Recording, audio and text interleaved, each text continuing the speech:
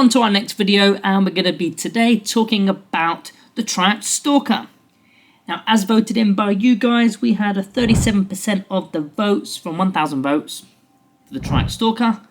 So that's what we're going to be doing today. And let's get into a comment from the previous video, the Silent Kings video. This one is from Austere42.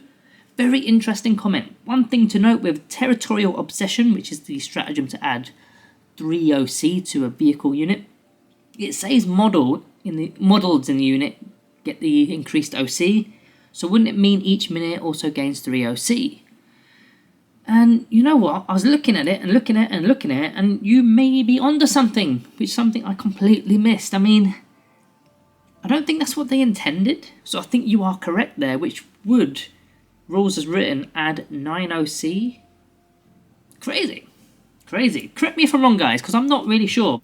Anyway, let's get back into this video. In fact, before we do, guys, do me a huge favour. If you could subscribe, if you haven't subscribed already, please do so down below. I was looking into the analytics on my YouTube studio, and out of all the viewers I've got, only 39.3% of you guys are actually subscribed. So you're probably on the home page just finding this video and checking me out. Checking me out? That sounded weird, didn't it? That's not what I meant. If you can do me a huge favour, just click subscribe. It does me a massive, massive favour with all the algorithm and stuff. Anyway, that's enough of that chat. Let's get into the Triarch Stalker. So it's basically our Necron's Dreadnought. It's now only 110 points. It got a point reduction with the latest balance update, which is beautiful. So let's get into the questions. I can't remember how many questions I got. I should have counted them before I started, but I'm here now, so let's carry on. First question, it's Mr. Zeth. He's come up with another question. Triarch Stalker. Is anything other than the heat ray worth taking? Gore seems like a contender, but the Shredder seems a bit too niche. So I've got the question of which range weapon. So as you may or may not know, the Triarch Stalker has 3 different loadouts for you to select. The heat ray, which comes with 2 different profiles. One is a torrent flamery kind of profile, and the other one is a melter profile. So you get to be a bit more versatile on the fly. The second one is the particle shredder, which, you know what, D6 plus 6 attacks is a lot. It's a decent amount with blast as well. We'll come back to them all in a moment. Let's go through them and get too carried away. And then you've got the heavy Gauss cannon array, which is more your anti-intercessor level kind of style. Now that heat ray, I really like the heat ray. I think that is definitely the go-to because, like I said, it's versatile. You can change it up, shooting phase to shooting phase, torrenting the crap out of them. 2d6 shots, which is 7 on average, automatically hitting. -1 AP, which is nice because it puts them normally on a 6+ armor save, unless there's cover, whatever. In fact, no, I take that back. It ignores cover, so don't even bother with that. You're not getting a cover save. 6+ t-shirt save for you, Mr. Orkboy. And then you've also got that focused heat ray, which is basically a melter.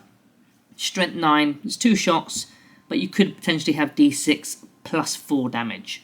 So you can also go against not the massive stuff, but the lighter vehicles, because it is only strength 9 at the end of the day. Now the particle shredder has a fair amount of shots. It lacks AP, as you can see in the image there, because it's strength 7, no AP, 1 damage, but you've got d6 plus 6 shots with blast, devastating wounds, all that is good stuff. Ideally this should have been 2 damage to make it a little bit more usable. As it's only 1 damage, you're probably only going for the smaller stuff, the toughness 3 stuff, your gaunts, your guardsmen, and so on.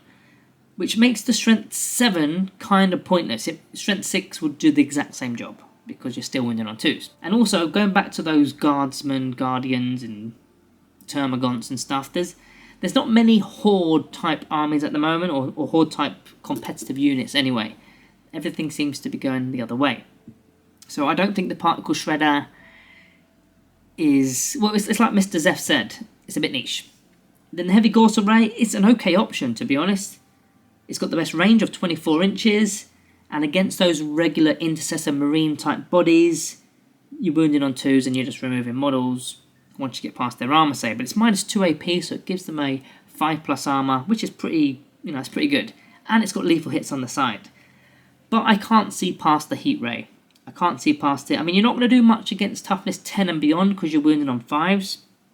But for most of the rest of everything else, it's good. So I would stick with the heat ray. Next question. What's the best detachment for the Triarch Stalker? Very similar to the previous video with the Silent King, we're going to go into the Obeisance Phalanx again. It's got the Triarch keyword, so why wouldn't you? Now, don't get me wrong, you could use it in the Hypercrypt Legion, you could hyperphase it as a cheap tank, throw it into the opponent's backfields, Cosmic Precision it, or just pull it from the side of the board, I suppose. It's got an in-run save, it's tanky enough, and it can do a bit of harm, and maybe it'll be like a distraction card effects kind of thing. But with the Obeisance Phalanx, you're going to get that +1 to wound with worthy foes. So that strength 9 now becomes a bit more useful, because even going up against toughness 14, you're wounded on 4s. So that's pretty decent, especially if you're within that melter range, d6 +4. There are of course some stratagems that will relate to the Triarch Stalker. Again, we've got that Territorial Obsession, which we kind of opened the video with. You get +3 to your objective control, which is good. That'll put the objective control to 7. That's really good. You've got Nano Assembly Protocols, very similar to the Silent King again, and -1 to damage for a Necron's vehicle. And the third option here I've got for you is Suffer No Rival for 1 CP. Used with the Triarch unit, you could turn on Precision in the fight phase. That all depends on what you want to do in melee. And we'll talk about that later on because it is one of the later questions. Where should it go in game? Probably one of the bigger questions here. For me, it needs to contest objectives in the No Man's Land. It needs to be an early first wave.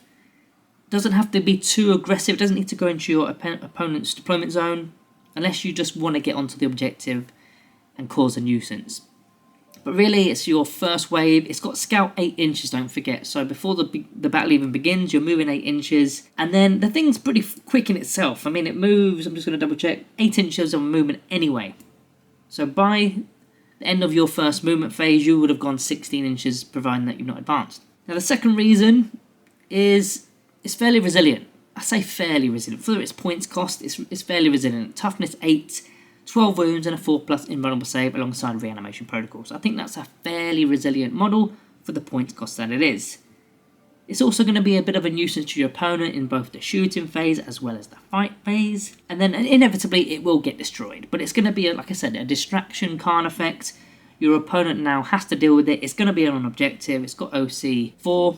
And then potentially, if you've got Territorial Obsession on, it's going to go to OC 7. So your opponent needs to deal with it.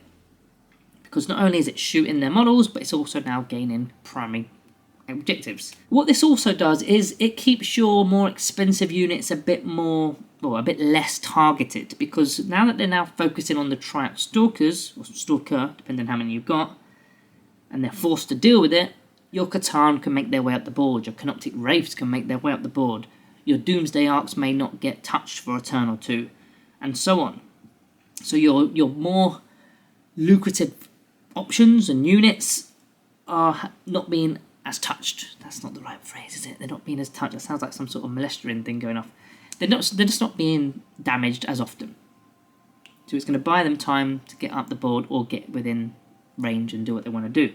The third thing I like to do with the Triarch Stalker, though, is find a shooty unit that you can tie up, like an infantry base unit, or not a vehicle, not a monster, something that can't really fire within engagement range, and tie them up. Because the only way they're going to be firing is if they're falling back, and you can't fall back and fire unless you've got that sort of ability, so it makes them redundant for a turn. So yeah, just by getting within engagement range of certain units, I'm thinking old school Devastators with the las cannons. If you just get into engagement range, they're not shooting those las cannons. Now, is the targeting relay a big deal? The targeting relay is the unique ability that the Triarch Stalker has. So basically, as soon as you've made a successful hit roll on your opponent's units with whatever range weapon you've selected, then until the end of that phase, that unit that you've targeted does not gain the benefits of cover anymore. Whether they're in cover or not, they've lost cover. Now, with the amount of cover we've got in competitive 40k, removing cover is a pretty big deal. It's a pretty big deal. Terrain is everywhere, and it really hurts our -1 AP weapons, such as Gauss Reapers, or even, I mean, you saw it earlier on when we were speaking about the weapons with the Heat Ray. I mean, that has ignores cover, so it didn't actually affect it, but if it didn't, that -1 will just go to 0 AP because of one model hiding behind cover. It's also going to hurt AP -2, -3, -4 weapons because you're giving your opponent's units a better armor save, But where it really stings, where it really hurts, is the no AP weapons. But not against units that have got a 3-up save because they can't make use of cover. But units that have got a 4-up armor save, a 5-up or a 6-up, even though you've got no AP, they can make use of cover. So those Orc boys that we mentioned earlier that have got a 5+ armor save nowadays, gone are the days where they actually had a t-shirt save, right? If they do have cover, then it goes to a 4-up armor save, which is a 50-50 roll. So going from a 6+ t-shirt save from the old days to a 50-50 roll nowadays, that's a huge swing. So removing cover at least keeps them on that 5+. So it's going to really help for all your shooter units within your faction. Now, how good is the Triarch Stalker in melee? Honest answer, it's crap. It's crap. It deserves so much better, to be honest with you. The reason it's crap is it's got 4 attacks. 4 attacks is just not enough. Once you've rolled to hit, then once you've rolled to wound, then your opponent gets the armor saves. You're just not, well, first of all, you're not forcing enough armor saves, but even if you do manage to break through an armor save, you might kill an Intercessor, you might scratch a Terminator, you might kill 1 or 2 Termagants. It doesn't even have any added abilities. There's no lethal hits, which probably wouldn't matter too much anyway. There's no devastating wounds. I think I would like to see it have sustained hits D3 or something. That seems to be, claw with the legs. That makes more sense in my head.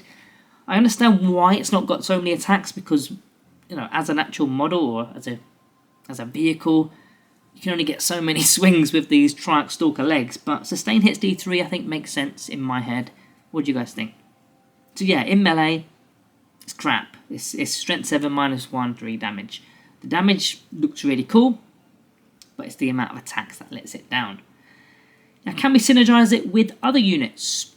There's a few. There's not a crazy amount of synergy, but I've got 4 for you on the screen. The first one is another Triarch Stalker. If you use another Triarch Stalker and you get a hit roll on that enemy unit, then that enemy unit is going to lose cover.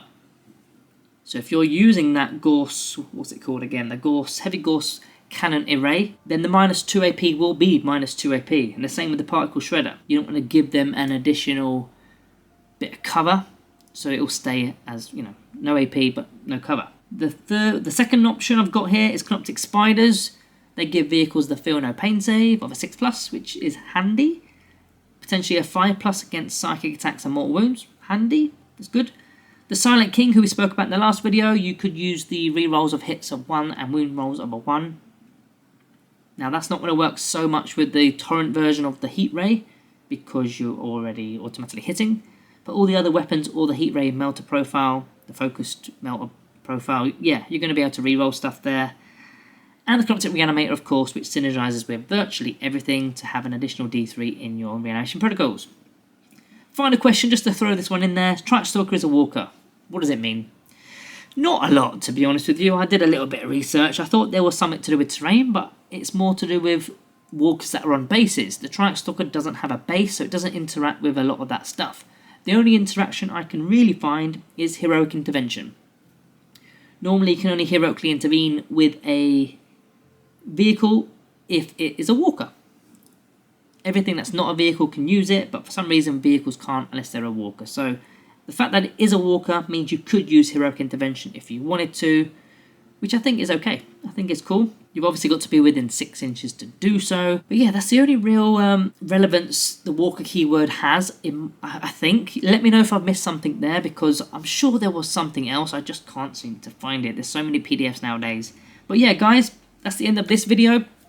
Please make sure to check out the next poll where all the runners-up are going to be put into the mix again, and we'll be doing some more questions on that unit.